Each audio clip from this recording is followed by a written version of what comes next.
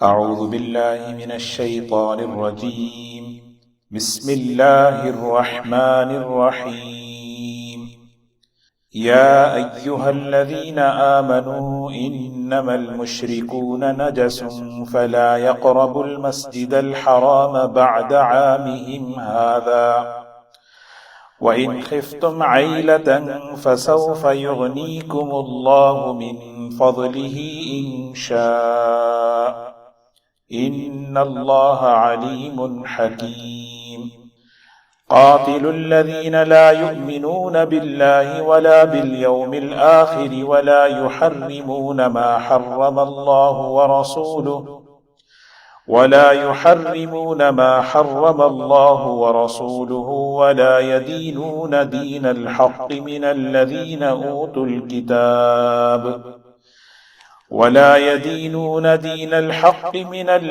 أوتوا الكتاب حتى يعطوا الجزية عن يد وهم صاغرون. وقالت اليهود عزير ابن الله وقالت النصارى المسيح ابن الله ذلك قولهم بأفواههم يضاهئون قول الذين كفروا من قبل قاتلهم الله أنى يؤفكون. اتخذوا أحبارهم ورهبانهم أربابا من دون الله والمسيح ابن مريم وما أمروا إلا ليعبدوا إلها واحدا لا إله إلا هو سبحانه عما يشركون. يريدون أن يطفئوا نور الله بأفواههم ويأبى الله إلا أن يتم نوره ولو كره الكافرون. هو الذي أرسل رسوله بالهدى ودين الحق ليظهره على الدين كله ولو كره المشركون.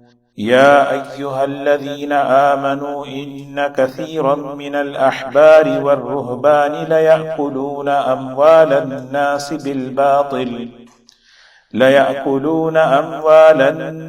بالباطل ويصدون عن سبيل الله.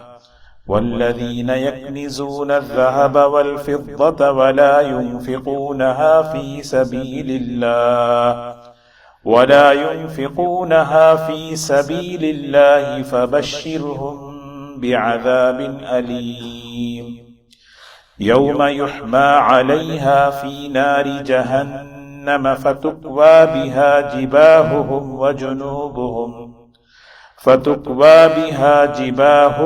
وجنوبهم وظهورهم هذا ما كنزتم لأنفسكم فذوقوا ما كنتم تكنزون. صدق اللہ العظیم. سورہ توبہ کی آیات ہیں. ان آیات میں اللہ تبارک و تعالی نے ایک حکم یہ بیان فرمایا ہے کہ یا ایھا الذین آمنو، اے وہ لوگوں جو ایمان لا چکے ہو، اس بات کو خیال میں رکھنا کہ انما المشرکون نجس، یقیناً مشرکین، سارے کے سارے مشرکین، شرک کرنے والے، نجسن، ناپاک ہیں. فلا يقربوا المسجد الحرام بعد عامهم هذا، اس سال کے بعد ان کے لیے یہ حکم ہے کہ وہ مسجد حرام کے قریب نہیں آئیں گے.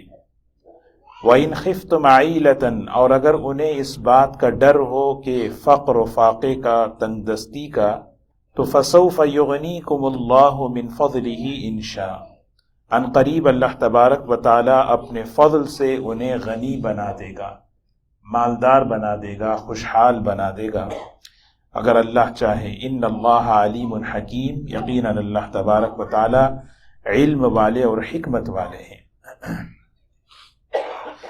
سیدنا علی رضی اللہ تعالی عنہ جب مکہ فتح ہوا تو اس کے اگلے سال حضور اکرم صلی اللہ علیہ وسلم، مکہ فتح ہوا 8ویں سال 8ویں ہجری میں، اور حضور صلی اللہ علیہ وسلم حضرت ابو بکر صدیق رضی اللہ تعالی عنہ کو امیر حج بنا کر 9ویں سال میں بھیجا. حضرت ابو بکر رضی اللہ تعالیٰ عنہ ایک بڑے قافلے کو لے کر حج میں پہنچے. حضور صلی اللہ علیہ وسلم 10ویں سال گئے. اسلام کا سب سے پہلا حج حضرت ابو بکر صدیق رضی اللہ تعالیٰ عنہ. تو جس وقت حضرت ابو بکر رضی اللہ تعالیٰ عنہ عرفات میں تھے تو یہ آیتیں جو ہے نا تقریباً 40 آیتیں سورہ توبہ کی نازل ہوئی، اور حضور صلی اللہ علیہ وسلم نے حضرت علی کو بلایا اور بلا کر کہا کہ یہ آیتیں لو اور لے جا کر ابو بکر رضی اللہ تعالیٰ عنہ کو سناؤ تاکہ وہ اعلان کریں. تو اس میں اعلانات ہیں جو اس سے پہلے بھی گزری ہیں بات. ایک اعلان یہ ہے کہ اے ایمان والو، انما المشرکون نجس، سارے کے سارے مشرکین ناپاک ہیں. ناپاکی کس اعتبار سے؟ ناپاکی 2 قسم کی ہے. نجاست جو ہے، ایک وہ نجاست ہے جو نظر آنے والی ہے، ایک وہ نجاست ہے جو نظر نہیں آتی، جس کو فقہ کی اصطلاح میں حکمی نجاست کہتے ہیں. ایک آدمی کا وضو ٹوٹ جائے بیٹھے بیٹھے، نظر نہیں آتا، تو کہتے ہیں دیکھیے ناپاک ہو گئے. ایک آدمی کو جو ہے غسل کی حاجت ہو گئی تو کہتے ہیں بھی حکمی نجاست. تو نجاست کے کئی 2 درجے ہیں.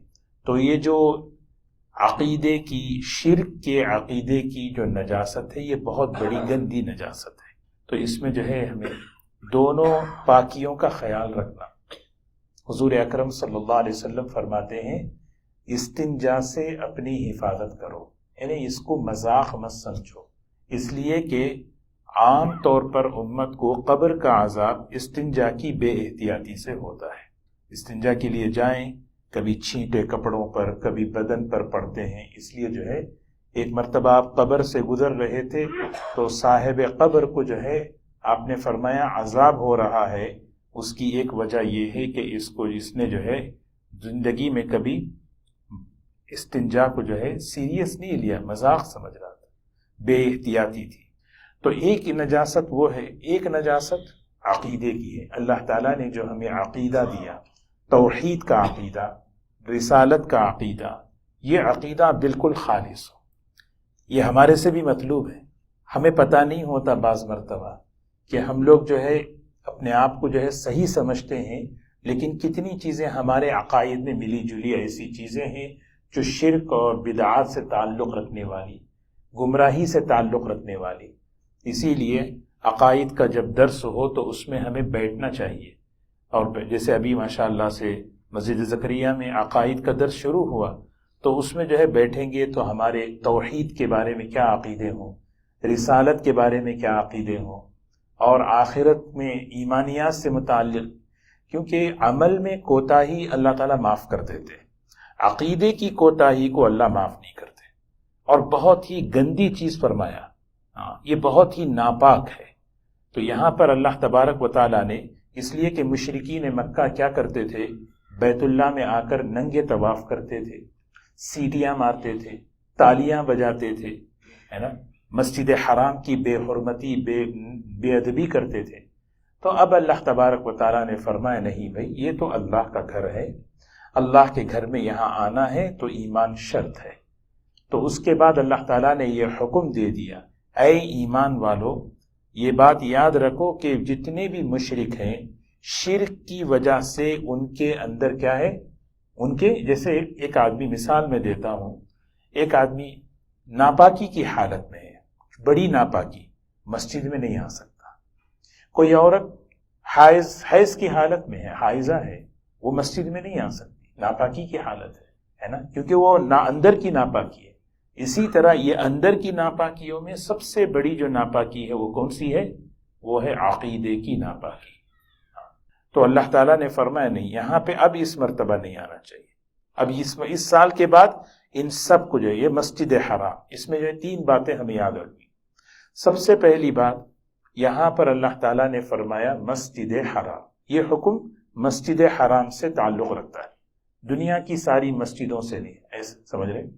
کیونکہ حضور صلی اللہ علیہ وسلم جب مدینہ منورہ ہجرت کیے، وہاں اس مسجد نبوی میں غیر مسلم آ کر ٹھہرتے تھے.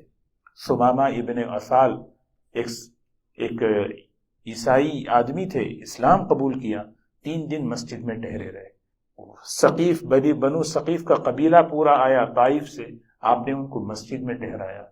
تو مسجد میں، مسجد حرام کے علاوہ جتنی بھی مسجد نبوی ہو یا جتنی بھی مساجد ہیں ان مسجدوں میں غیر مسلم آ سکتے ہیں، بلکہ آنا چاہیے اور وہ دیکھنا چاہیے کہ مسلمان کیا عبادت کرتے ہیں، کیا پڑھتے ہیں، کیا کہتے ہیں، بچے ہمارے کیا پڑھتے ہیں، کیسے رہتے ہیں، کیونکہ مسجد ہدایت کا مرکز ہے۔ مسجد نبوی کو حضور اکرم صلی اللہ علیہ وسلم نے اسی ترتیب پر بنایا ہے، تو سمجھ رہے ہیں۔ لیکن یہ چیز صرف مسجد حرام سے تعلق رکھتی ہے۔ اور دوسری چیز یہاں پر یہ ہے، مسجد حرام صرف مسجد نہیں ہے بلکہ پورا حرم داخل ہے۔ حرم، حدود حرم، پورا ایک علاقہ ہے۔ مفسرین نے بڑی عجیب بات لکھی ہے، وہ حدود حرم، جب اللہ تعالیٰ نے جنت سے جو ہے حجر اسود کو اتارا، اس حجر اسود میں اتنا نور اور اتنی روشنی تھی، جہاں جہاں تک اس کی روشنی اور نور اس کا چمکا وہ حرم بن گیا۔ سیدنا ابراہیم علیہ السلام نے بارڈر لگا دی، بھئی یہ حرم ہے۔ آپ دیکھے ہوں گے جب جدہ سے آپ مکہ مکرمہ جاتے ہیں، رحال کی شکل میں ایک چیز آتی ہے، وہاں سے شروع ہوتا ہے، ادھر سے ہے نا، تو الگ جگہ سے وہ پورا حرم ہے۔ اسی لیے ایک نیکی، ایک رکعت 1,00,000 کے برابر جو ہے صرف مسجد میں نہیں، اگر کوئی خاتون کمرے میں پڑھے، کوئی حاجی عرفات میں پڑھے، اس کے لیے ایک نیکی بھی 1,00,000 کے برابر ہے۔ تو یہاں پر اللہ تبارک و تعالیٰ نے بات ان کی کہہ رہے ہیں، لیکن ہمیں بھی سوچنا ہے کہ میرے عقیدے بھی خالص ہوں، میرے عقیدے بھی شرک سے، گمراہیوں سے پاک صاف ہوں۔ یا ایھا الذین آمنوا، اے وہ لوگوں جو ایمان لا چکے ہو، انما المشرکون نجس، یقیناً مشرکین کیا ہیں؟ کس اعتبار سے؟ ظاہری اعتبار سے نہیں، یہاں تک کہ فقہاء نے لکھا ہے کہ اگر کوئی غیر مسلم پانی پی کر رکھ دے، اس کا جھوٹا ہم پی سکتے ہیں، تو ظاہری ناپاکی مراد نہیں ہے۔ یہاں تک وہ بھی ایک مسئلہ ہے کہ اگر کوئی شخص غیر مسلم کا جھوٹا ناپاک نہیں، پاک ہے، اگر کوئی ناپاکی کے لیے، جیسے کوئی آدمی، میں مثال دوں، کوئی آدمی شراب پیے، شراب پینے کے بعد اس نے ایک گھونٹ پانی پی کے رکھ دیا، وہ جھوٹا حرام ہے۔ وہ جھوٹا چاہے غیر مسلم ہو مسلمان ہو، اس سے کوئی مطلب نہیں، وہ جھوٹا، کیونکہ ناپاکی اس کے اندر آ گئی۔ تو دوسری بات جو ہے نا، مسجد حرام کے علاوہ جتنی مسجدیں ہیں، مسجد نبوی اور اس طرح کی جتنی ہماری مسجدیں ہیں، ان مسجدوں کے اندر غیر مسلم آ رہے ہیں، بلکہ آنا چاہیے، ان کو دیکھنا چاہیے اور ان کو جو ہے یہاں کا ماحول بتانا چاہیے۔ یہاں فرمایا فَلَا يَقْرَبُ الْمَسْجِدَ الْحَرَامَ بَعْدَ عَامِهِمْ هَذَا، یہ حکم ہے اللہ کا۔ دیکھیے مکی زندگی کو ذرا دیکھیں آپ، صحابہ کرام، مشرکین مکہ مل جل کر ہیں، اور مشرکین مکہ جو ہے بزنس مین بھی تھے، اور بہت سے مشرکین باہر سے آتے تھے، حج کے نام پر تجارت بھی کرتے تھے۔ اب اس سال سے ان کا آنا بند ہو گیا۔ تو جب یہ بند ہوا تو صحابہ کے، مسلمانوں کے ذہن میں فوراً معاش کا مسئلہ آیا، ہماری اکانومی کا، ہمارے سورس آف انکم کا، بھئی کہ اگر ہمارا ان کے ساتھ یہ اگر نہیں آئیں گے اور یہاں جو بزنس مین یہاں سے نکل جائیں گے تو ہمارا کیسے ہوگا، ہمارا کیسے چلے گا؟ ہوگا نا آدمی، بھئی ان لوگوں سے مت ملو، حالانکہ ان سے ہمارا بزنس کا تعلق ہے، ان سے فائدہ ہو رہا ہے۔ اللہ تعالیٰ جو ہے فوراً حکم دے رہے ہیں، بھئی ان لوگوں سے آپ مت ملو، یہ کام مت کرو۔ تو فوراً آدمی کہتے ہیں بھئی میرا کیا ہوگا، میرے بزنس کا کیا ہوگا، میری اکانومی کا کیا ہوگا؟ تو اللہ تعالیٰ وہی فرما رہے وَإِنْ خِفْتُمْ عَيْلَةً، تمہیں اگر اس بات کا اندیشہ ہو، ڈر ہو کہ تم جو ہے تنگ دست ہو جاؤ گے، تمہاری معاشی قوت کمزور ہو جائے گی اور تم فقر و فاقے میں آ جاؤ گے، تو گھبراؤ مت، یہ اللہ کا حکم ہے، پورا کرو۔ اس حکم کی برکت سے کیا ہوگا؟ فَسَوْفَ يُغْنِيكُمُ اللَّهُ مِنْ فَضْلِهِ إِنْ شَاءَ، انشاءاللہ اللہ تعالیٰ اپنے فضل سے تمہیں مالدار کر دے گا۔ آدمی جب حکم پورا کرتا ہے تو فوراً اسے میں اگر یہ حکم پورا کروں گا تو میری جاب کا، میرے پروفٹ کا، میری نفع کا کیا ہوگا، آدمی سوچتا ہے، دنیا سامنے ہے۔ تو اللہ تعالیٰ کہہ رہے ہیں اس کو تم جو ہے اس کی فکر مت کرو، حکم کو سوچو۔ تو جب تم حکم پورا کرو گے نا، پھر اللہ تعالیٰ جو ہے نا، ایسا اللہ نے صحابہ کو اور خاص طور پہ مکے والوں کو دیا، اللہ تعالیٰ نے، ہم سوچ نہیں سکتے۔ دو طریقے سے دیا، ایک طریقہ وہاں کے کچھ مشرکین اللہ نے ان کو مسلمان بنا دیے اور وہ آ رہے جا رہے ہیں، بزنس کر رہے ہیں مسلمان۔ دوسرا، اطراف کے جو علاقے تھے، کچھ ہی سالوں کے اندر کیا ہوا، اللہ تعالیٰ نے ان کو مسلمان بنایا، اور وہاں کی جو فتوحات تھے اللہ نے صحابہ کے قدموں میں لا کے رکھی۔ اور اللہ تعالیٰ یہی فرما رہے ہیں. بڑی عجیب بات دیکھیں یہاں پر، آیت کو ختم کر رہے ہیں اللہ کے صفات پر. ان اللہ علیم حکیم، اللہ تعالیٰ کو خوب علم ہے تمہارے حالات کا. آدمی پر جب حکم آتا ہے نا، آدمی گھبراتا ہے، پتہ نہیں میں کیا کروں. بھئی جس نے ہمیں حکم دیا وہ ہمارے حال کو اچھا جانتا ہے، یعنی اب میرے سے زیادہ وہ جانتا ہے، میرے سے زیادہ اس کا میرے فیوچر کا سب سے زیادہ علم اس کے پاس ہے. تو اللہ تعالیٰ کہہ رہے ہیں بہت علم ہے اس کے پاس، تمہارے حالات کو وہ اچھی طرح جانتا ہے، لیکن جو حکم دے رہے ہیں اس حکم کو مان لو، اس میں حکمت ہے کیونکہ وہ حکیم ہے. ان اللہ، اسی لیے یہ ہمیشہ ہماری روزانہ کی زندگی میں اس میں 3 باتیں ہیں. سب سے پہلی بات یہ ہے کہ ہم اپنے ایمانیات کو، عقائد کو پاک صاف رکھنا، خاص طور پر شرک سے اور گمراہی کی چیزوں سے. وہ کیا ہے؟ وہ ایک لمبی بحث ہے. دوسری چیز، اپنے مساجد کا ماحول ایسے بنانا کہ یہاں پر ہر آدمی آئے وقتاً فوقتاً اور اس کا انتظام کریں، اور آ کر جو ہے مسجد کا ماحول اور ہمارے جو اعمال ہیں، ایکٹیویٹیز ہیں، اس کا تعارف ہو، تاکہ ان لوگوں کے دلوں کے اندر کیا ہے، اس کی جو ہے غلط فہمیاں دور ہو، اور ان کے دلوں کے اندر جو ہے دین کی طرف مائل ہونے کے جذبے پیدا ہوں. اور تیسری جو چیز ہے، اہم چیز، زندگی میں ہمیشہ اللہ کے حکم کو سامنے رکھنا ہے، کیونکہ حکم دینے والا میرے حال کو جانتا ہے، میرے حالات کا علم اس کے پاس ہے. اسی لیے گھبرانا نہیں کہ میں لاس ہو جاؤں گا، میں یہ بس اللہ پر یقین کر کے حکم پورا کریں گے. فَسَوْفَ يُغْنِيكُمُ اللَّهُ مِنْ فضل، اس کا فضل بڑا ہے، اس کا فضل. وَكَانَ فَضْلُ اللَّهِ عَلَيْكَ عَظِيمًا، اللہ کا فضل بہت بڑا ہے. اللہ تعالیٰ کہہ رہے ہیں کہ ہم اپنے فضل سے تمہیں نواز دیں گے، کیونکہ وہ تمہارے حالات کا علم بھی رکھتا ہے اور اس کے احکامات میں حکمت ہے. قَاتِلُوا الَّذِينَ لَا يُؤْمِنُونَ بِاللَّهِ. اب آگے جو ہے نا، ایک صفحے کے بعد غزوہ تبوک کا ایک بڑا مضمون آ رہا ہے، جو اس صورت کا یوں سمجھیے مرکزی سینٹر مضمون ہے، مرکزی مضمون. اور اس کے ضمن میں بڑے واقعات ہیں، نفاق کیا ہے، منافق کون ہے، کیسا ہو. تو لیکن ابھی سے تمہید شروع ہو رہی ہے. حضور صلی اللہ علیہ وسلم مکہ فتح ہوا، مکہ فتح ہو گیا، اور پھر گزشتہ درس میں ہوا تھا حنین، غزوہ حنین ہوا، طائف ہوا، سب ہوتے جا رہے تھے. اب اللہ تبارک و تعالیٰ نے اہل کتاب سے مقابلے کا حکم دیا. یہ جو اہل کتاب ہے مدینے کے اطراف خیبر کے علاقے میں، جو بہت آپ کو تنگ کر رہے ہیں، اب آپ ان سے مقابلہ کریں. اقدامی یعنی مطلب آگے بڑھ کر آپ مقابلہ کریں. اب آگے بڑھ کر اب وہ حکم اللہ تعالیٰ دے رہے. وجہ اس کی یہ ہے کہ کیوں اللہ تعالیٰ حکم دے رہے ان سے مقابلہ کرو، اس کی وجوہات بھی بیان کر رہے ہیں. یہ پورے وہی آیتیں ہیں. دیکھیں فرمایا قاتلوا الذین لا یؤمنون باللہ ولا بالیوم الآخر، ان لوگوں سے مقابلہ کرو جو اللہ پر ایمان نہیں رکھتے. میں نے پہلے ہی بات عرض کی، یہ بات کس کے لیے ہے؟ اہل کتاب کے لیے. ہم لوگ سمجھتے ہیں اہل کتاب اللہ کو مانتے ہیں. یہاں قرآن میں اللہ تعالیٰ کہہ رہے ہیں وہ اللہ پر ایمان نہیں رکھتے. ہمارے سوچ کو اللہ تعالیٰ درست کر رہے ہیں.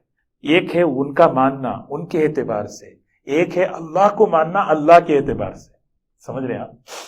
یعنی بعض مرتبہ جب سوال کرو بھئی اہل کتاب بھی تو اللہ کو مانتے ہیں، جی مانتے ہیں اللہ کو، لیکن وہ ایسے مانتے ہیں ان کے اعتبار سے مانتے ہیں. لیکن اللہ کو ماننا اللہ کے اعتبار سے، ہاں اللہ کے اعتبار سے ماننا. اگر واقعی اللہ کو ماننا، ایک ماننا اگر اللہ کو ماننے کے اعتبار سے ہوتا تو پھر تو ان کی زندگی الگ ہی ہوتی. تو پھر فرمایا دیکھیے مقابلہ کرو ان لوگوں سے جو اللہ پر یقین نہیں رکھتے، اللہ پر ایمان نہیں رہے، صحیح طریقے سے اللہ پر ایمان نہیں ہے. ان کا ایمان ہے لیکن صحیح طریقے سے نہیں ہے. نہ آخرت پر ہے، حالانکہ آخرت پر ہے، لیکن مطلب یہ ہے کہ واقعی اللہ پر ایمان ہوتا تو نبی پر ایمان ہوتا، اپنا عمل درست کرتے. وَلَا يُحَرِّمُونَ مَا حَرَّمَ اللَّهُ وَرَسُولُهُ، یہ وہ لوگ ہیں جو اللہ تعالیٰ کی، اللہ کے رسول صلی اللہ علیہ وسلم کے حرام کردہ چیزوں کو حرام نہیں کہتے. شراب حرام، انہوں نے ٹویسٹ کر دیا. خنزیر حرام، انہوں نے اس مسئلے کو بھی چینج کر دیا. ان لوگوں سے ڈرو، کہ مقابلہ کرو. کیوں؟ اس لیے کہ نہ وہ اللہ پر صحیح ایمان لاتے ہیں، نہ آخرت پر صحیح ان کا ایمان ہے، نہ جس چیز کو اللہ نے، اللہ کے رسول صلی اللہ علیہ وسلم نے حرام کیا اس کو حرام مانتے ہیں. ولا يدینون دین الحق، اور نہ صحیح دین کو قبول کرتے ہیں، اس لیے ان سے مقابلہ کرو. کون ہیں وہ لوگ؟ من الذین اوتوا الکتاب، یہ اہل کتاب میں سے، یہ اہل کتاب میں سے. بات مشرکین کی ختم ہو گئی. من الذین اوتوا الکتاب، ان سے مقابلہ کرو. 3 آپشن ہیں اسلام میں. سب سے پہلی بات، اسلام کی دعوت دو. اسلام کی دعوت قبول نہیں کریں گے تو ان سے کہو کہ آپ جزیہ دو، ٹیکس دو اور ہمارے ماتحت بن کر رہو، دیکھو ہماری زندگی. اور تیسری چیز، جزیہ بھی انکار کرو تو پھر مقابلے پر آ جاؤ. وہی فرمایا حتی یعطوا الجزیۃ عن ید، وہ اپنے ہاتھ سے جزیہ دیں. ہاں، ایک ہے غیر مسلم جو مقابلے پر آتا ہے، اس کو کہتے ہیں حربی، اس کے احکامات الگ.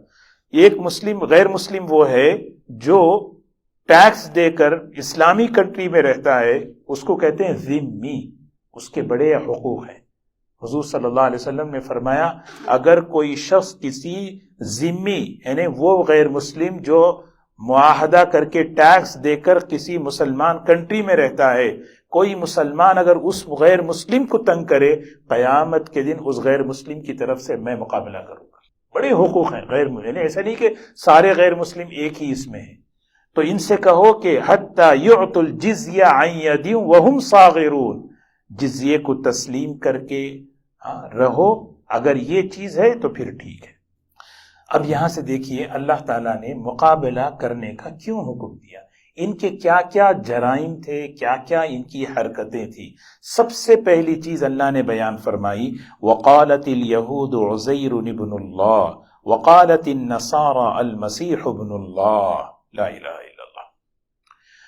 ان لوگوں کا سب سے پہلا جرم یہ تھا کہ یہودی یہ کہتے تھے کہ عزیر علیہ السلام اللہ کے بیٹے، اور نصارہ یہ کہتے تھے کہ عیسیٰ علیہ السلام اللہ کے بیٹے ہیں. یہ سب سے بڑا جرم شرک. حالانکہ ایک بات یہ ہے، یہودی یہ کہتے ہیں کہ ہم لوگ نہیں کہتے، یہ قرآن پاک میں ہمارے بارے میں غلط بات ہے. جو مستشرقین جو قرآن پر اعتراضات اٹھائے ہیں، تو اس کا جواب یہ ہے سارے یہودی یہ نہیں کہتے کہ عزیر علیہ السلام اللہ کے بیٹے ہیں، لیکن جس فرقے کے بارے میں کہا گیا وہ فرقہ انہیں خود انکار نہیں کرتا، اگرچہ کہ آج نہیں ہے، لیکن جس وقت یہ آیت اتری اس وقت وہ فرقہ تھا. اگر وہ انکار کرتا تو آج اس کا ذکر ہوتا. یعنی تو اسی لیے اللہ تعالیٰ نے فرمایا، دیکھو سب سے پہلا جو کیا ہے، شرک کا ہے. انہوں نے وقالت الیہود عزیر ابن اللہ وقالت النصارى مسیح ابن اللہ ذلک قولهم بافواہہم. بغیر دلیل کے یہ اپنے منہ سے بات کرتے ہیں. جب آدمی کے پاس دلیل نہیں ہوتی تو آدمی بکواس کرتا ہے. یہ ہے ذالک قولہم بافواہہم. بات دلیل سے ہوتی ہے تو وزن ہوتی ہے، جب دلیل کے بغیر بات ہوتی ہے تو بکواس. اللہ تعالیٰ کہہ رہے ہیں یہ بک رہے ہیں، بغیر دلیل کے بول رہے ہیں، ان کو پتہ نہیں کیا کہہ رہے ہیں لوگ. کیوں؟ اللہ تو وہ اللہ ہے، اکیلا ہے، ذات و صفات میں کوئی اس کا شریک نہیں. یضاہئون قول الذین کفروا من قبل. یہ جو پہلے جو اہل کتاب تھے نا، گریس کے، یونان کے، وہاں سے یہ فتنہ چلا، یہ ان کے پیچھے نقش قدم پر چلتے ہیں، ان کی کاپی کرتے ہیں. انہوں بولے تو ہم بول رہے ہیں، وہ بول رہے ہیں تو ہم بول رہے ہیں. آج مسلمانوں میں بھی یہ بات ہے، نہیں وہ کرے تو ہم بھی کر رہے ہیں، وہ کرتے آ رہے ہیں اس لیے ہم بھی کرتے آ رہے ہیں. یہ اتنی بڑی خطرناک گندی چیز ہے. قاتلہم اللہ، اللہ کی لعنت ہو، اللہ کی مار ہو، اللہ تعالیٰ ان کو مارے. یہ یعنی سوچیں عیسیٰ علیہ السلام اللہ کے بیٹے، کتنی بڑی بات. انا یؤفکون. قرآن اتر گیا، قرآن اترنے کے باوجود کس طرف جا رہے ہیں؟ ایمان کی طرف آتے، توحید کی طرف آتے، لیکن کسی اور طرف جا رہے ہیں. تو یہ سب سے پہلا جرم، اسی لیے ان سے مقابلہ کرو. پھر دوسری چیز بتائی، ایک واقعہ میں آپ کو سناؤں. حضرت شاہ عبدالعزیز صاحب رحمۃ اللہ علیہ کے زمانے میں ایک پادری جو ہے بہت ہی علم کے اعتبار سے بڑا مضبوط تھا. اس نے چیلنج کیا کہ مجھے کوئی بڑے عالم کے ساتھ مناظرہ کرنا ہے. کیا کرنا ہے؟ ڈیبیٹ کرنا ہے. مجھے بڑے عالم کے ساتھ ڈیبیٹ کرنا ہے. تو کچھ علماء نے کہا میں چھوٹے چھوٹے علماء سے بات نہیں کرتا، کوئی تمہارے بڑے ہوں تو لے گیا. حضرت شاہ عبدالعزیز صاحب محدث دہلوی رحمۃ اللہ علیہ بڑے علماء میں سے تھے، بڑے عجیب، یہ حضور اکرم صلی اللہ علیہ وسلم کا معجزہ فرماتے تھے ان کو علماء، ایسی بڑی عجیب شخصیت تھی، تو ان کو بلایا گیا۔ تو بہرحال مناظرہ بہت لمبا ہے، ایک بات میں اس کی عرض کرتا ہوں۔ اس نے کہا آپ بھی سوچیں، آپ کے لیے بھی ایک امتحان ہے۔ اس نے کہا کہ ایک سوال میں آپ سے کرنا چاہتا ہوں۔ ایک آدمی جا رہا ہے، جاتے جاتے راستہ بھٹک گیا، اب راستہ پوچھنا ہے تو وہاں ایک درخت ہے، درخت کے نیچے دو آدمی ہیں، ایک سویا ہوا ہے، ایک بیٹھا ہوا ہے، جاگ رہا ہے۔ وہ جو آدمی راستہ پوچھنے والا ہے کس سے پوچھے گا؟ آپ بتائیے کس سے پوچھے گا؟ جاگنے والے سے پوچھے گا۔ یہی غلطی ہے۔ ہاں دیکھیے نا، حضرت شاہ عبدالعزیز صاحب رحمۃ اللہ علیہ دیکھیں، ان کی فقاہت دیکھیں۔ تو حضرت نے کیا فرمایا، کیا کہا تم نے؟ اصل میں سوال سمجھے وہ کیا کہنا چاہ رہا ہے معلوم؟ تمہارے عقیدے کے مطابق تمہارے جو نبی ہیں صلی اللہ علیہ وسلم وہ دنیا سے رخصت ہو چکے، انتقال ہو گئے، وہ قبر میں آرام کر رہے ہیں، اور تمہارے عقیدے کے مطابق جو عیسیٰ علیہ السلام ہیں وہ زندہ ہیں، آسمانوں میں ہیں۔ تو ایک آدمی جو لیٹا ہوا ہے وہ مانند ہے نبی کریم صلی اللہ علیہ وسلم کے، اور جو جاگ رہا ہے وہ عیسیٰ علیہ السلام ہے۔ تو ہم سب بھٹکے ہوئے مسافر ہیں، تو فالو کسے کرنا ہے؟ عیسیٰ علیہ السلام کو کرنا ہے۔ فالو کسے کریں گے؟ عیسیٰ علیہ السلام کو کریں گے۔ کتنا عجیب طریقے سے اس نے پھنسایا دیکھو۔ تو حضرت شاہ صاحب نے جلدی جواب نہیں دیا جیسا ابھی کسی نے جواب دیا۔ حضرت شاہ صاحب رحمۃ اللہ علیہ نے بڑی عجیب بات فرمائی۔ فرمایا دیکھو، جو آدمی بھٹکا ہوا ہے وہ جو ہے کس سے پوچھے گا پتہ ہے؟ وہ جو ہے جاگنے والے سے نہیں پوچھے گا۔ وہ جو جاگ رہا ہے، بیٹھ کے انتظار جو کر رہا ہے نا، وہ بھی سونے والے کا انتظار کر رہا ہے، کب یہ آدمی اٹھے گا میں ان سے راستہ پوچھوں گا۔ وہ بھی راستہ بھٹکا ہوا ہے، سمجھ گئے؟ جو بیٹھا ہوا انتظار ہے وہ اصل میں انتظار کر رہا ہے کہ حضرت جاگیں گے تو میں راستہ پوچھوں گا۔ لو کان موسیٰ حیا، موسیٰ علیہ السلام بھی اگر آ جائیں، اور کس کی اتباع ہوگی؟ نبی کریم صلی اللہ علیہ وسلم کی۔ آئیں گے عیسیٰ علیہ السلام، نبی ہیں لیکن امتی بن کر آئیں گے، اور وہ کس کی اتباع کریں گے؟ نبی کریم صلی اللہ علیہ وسلم کی اتباع کریں گے۔ یہ کیونکہ آپ کی تشریف آوری نے ساری نبوت کو مکمل کر دیا اور پچھلی تمام نبوتوں کو منسوخ کر دیا۔ اب ہوا یہی، دیکھیں دوسری چیز، اتخذوا احبارهم ورهبانهم اربابا من دون اللہ والمسیح ابن مریم۔ احبار اور رہبان دو کمیونٹی کے اندر دو شخصیتیں ہیں، ایک جو ہے علماء کی اور ایک اللہ والوں کی، ہر زمانے میں۔ عبداللہ ابن مبارک رحمۃ اللہ علیہ بڑی عجیب بات فرماتے ہیں، کمیونٹی کے اندر، قوم کے اندر بادشاہ بگڑ جائے، علماء بگڑ جائیں، اور درویش یعنی اللہ والے لوگ وہ اگر بگڑ جائیں، ساری قوم بیٹھ جائے گی، ساری قوم تباہ ہو جائے گی۔ بادشاہ، دوسرا علماء میں برائیاں آ جائیں، مسئلے کو چھپانا، مسئلے کو ٹویسٹ کرنا، دنیا سامنے آ جائے، اور جاہل پیر، روحانی پیر، یعنی اس دور میں انگلینڈ سے دم کرتے ہیں آن لائن، اور زل کرنا پڑتا ہے، زل نہیں ہے، پتہ نہیں جو بھی ہو، یعنی عجیب بات ہے۔ تو دیکھیے اب یہی فرمایا، اتخذوا احبار و رہبان، ان لوگوں نے احبار یہودیوں کے علماء، رہبان عیسائیوں کے درویش جو اللہ ان کے، اربابا من دون اللہ، ان کو انہوں نے رب کا درجہ دے دیا۔ رب کا درجہ سمجھتے ہیں؟ جو درجہ اللہ کا ہے وہ درجہ انہوں نے ان کو دے دیا ہمارے وہاں۔ اسی لیے بڑی عجیب بات ہے نا، شرک فی النبوت جائز نہیں ہے۔ شرک فی النبوت سمجھتے ہیں؟ نبی کریم صلی اللہ علیہ وسلم ہی ایک ایسی شخصیت ہے جس سے غلطی نہیں ہو سکتی۔ امام مالک رحمۃ اللہ علیہ روز اتھر کی طرف اشارہ کر کے کہنے لگے، یہ وہی ایک ذات ہے جو ہر خطا سے معصوم ہے، ورنہ ہر ایک سے غلطی ہو سکتی۔ آج ہم لوگ اپنے بڑوں کی غلطی کو ایکسپٹ کرنے تیار نہیں، میرے استاد تو غلطی کر ہی نہیں سکتے، میرے حضرت تو نہیں کر سکتے۔ یہ شرک فی النبوت ہے، یہ شرک فی النبوت۔ اور حضرت شاہ اسماعیل شہید رحمۃ اللہ علیہ، شاہ اسماعیل صاحب رحمۃ اللہ علیہ تقویت الایمان میں اس پر بڑی تفصیل سے لکھیں۔ آدمی اتنا جو ہے نا اندھا ہو جاتا ہے، نہیں میرے حضرت تو غلطی نہیں کر سکتے، جو کہیں گے بس آمنا صدقنا، یہی ہے۔ ان لوگوں نے یہ کیا، اتخذوا احبار و رہبان، ان اہل کتاب نے اپنے علماء کو اور اپنے بزرگوں کو اربابا من دون اللہ، اللہ کو چھوڑ کر انہوں نے رب کا درجہ دے دیا، والمسیح ابن مریم، اور مسیح ابن مریم کو بھی۔ حالانکہ وما امروا الا لیعبدوا الہ واحد، حکم تو صرف ایک اللہ کا چلتا ہے، حکم ایک اللہ کا. اسی لیے علماء مسئلہ بتاتے ہیں، بناتے نہیں. سمجھ رہے؟ یہ آیت سے بعض لوگ جو ہے نہیں بہت ہمیں گمراہی پھیلاتے ہیں. آپ امام ابو حنیفہ کو کیوں فالو کرتے ہیں؟ امام شافعی رحمۃ اللہ علیہ کیوں فالو کرتے ہیں؟ دیکھو، ہمیں تو قرآن کو، ہمیں تو حدیث کو، ہمیں ڈائریکٹ جانا چاہیے.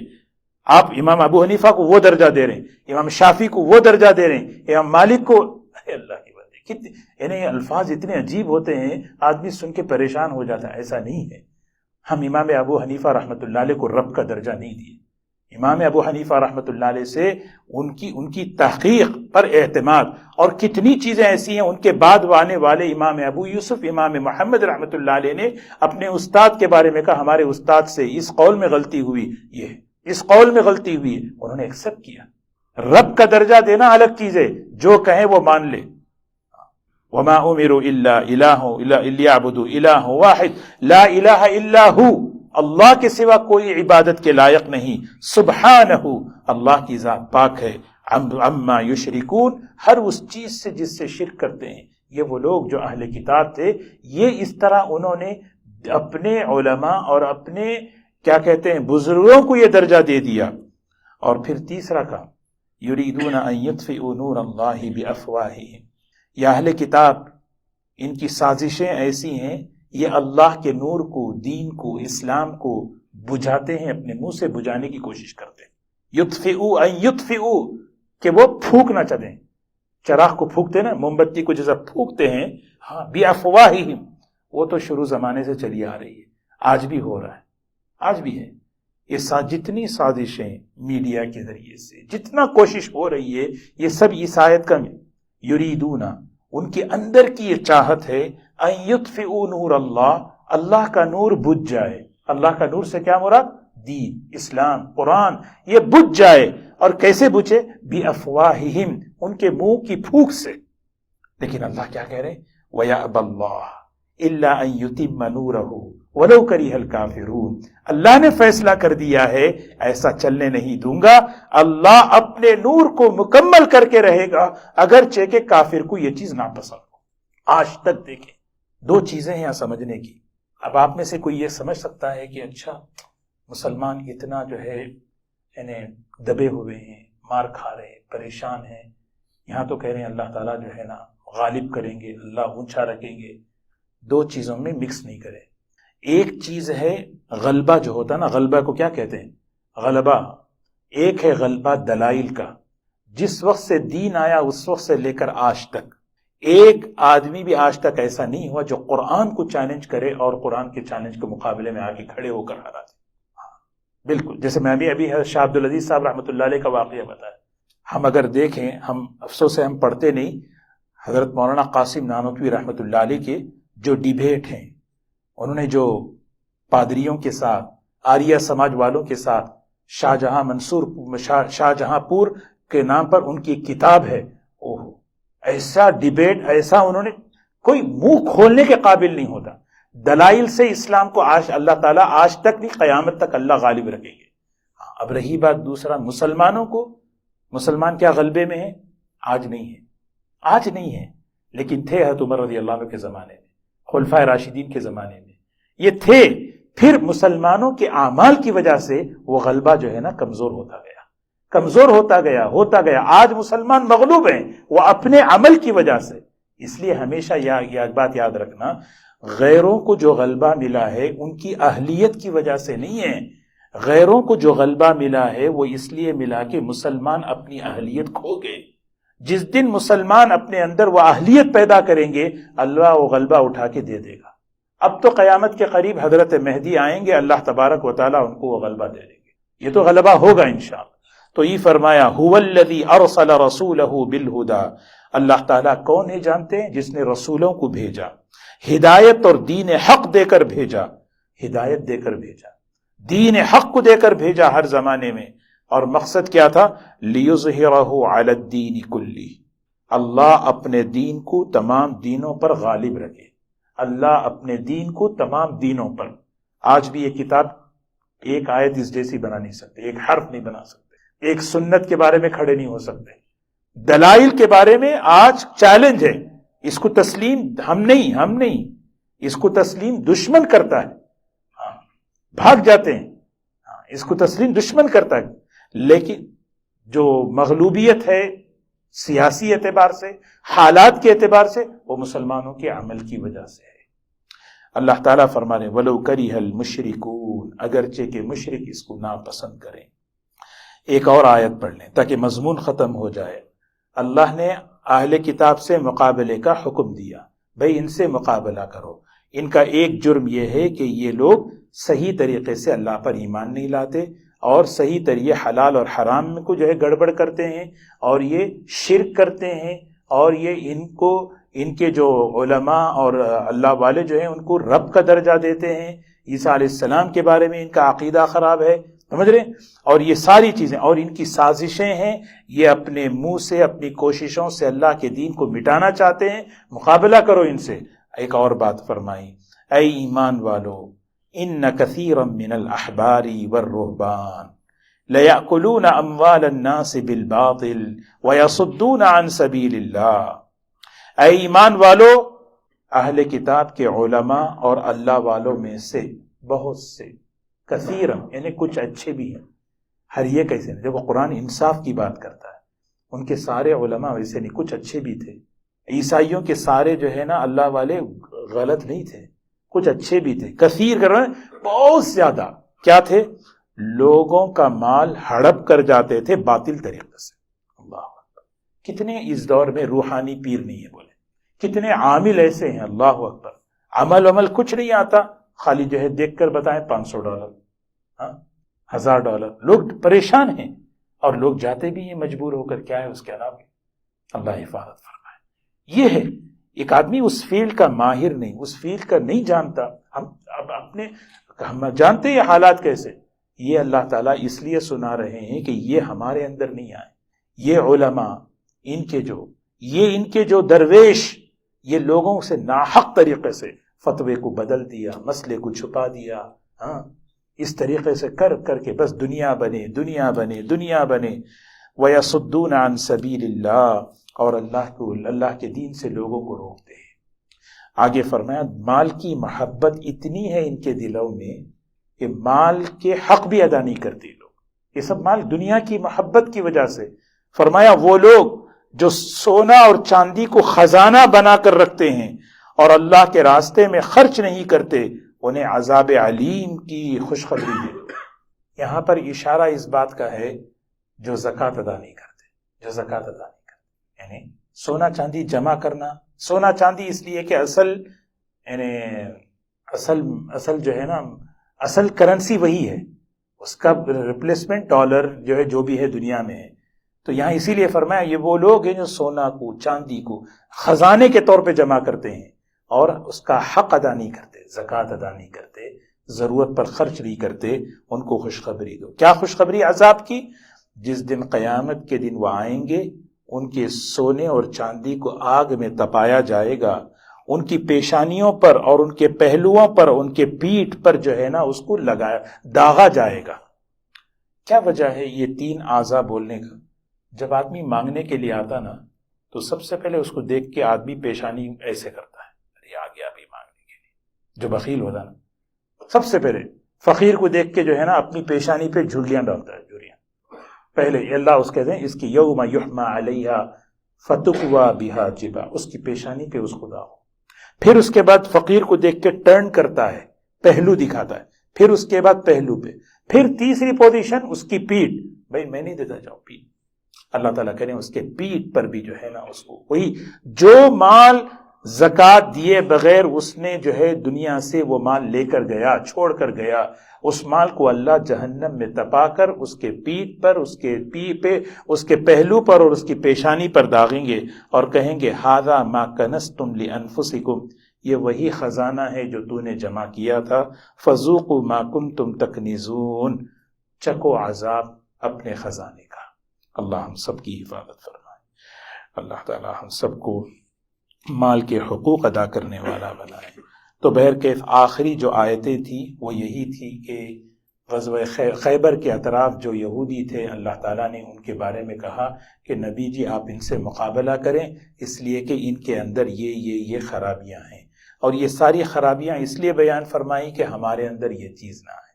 اور اس سے پہلے جو بات اللہ نے بیان فرمائی کہ عقیدوں کی بہت زیادہ، ہمارے عقیدوں میں گمراہی نہ آئے، اور ہماری مسجدوں کا ماحول اچھا ہو، اور پھر اللہ کا حکم جب پورا کریں تو کبھی بھی فقر کا، فاقے کا، تنگ دستی کا خوف نہ آئے، کیونکہ جب حکم بندہ پورا کرتا ہے اللہ حکموں کی برکتیں اس کے مال میں لاتے ہیں۔ اللہ ہم سب کو عمل کی توفیق نصیب فرمائے۔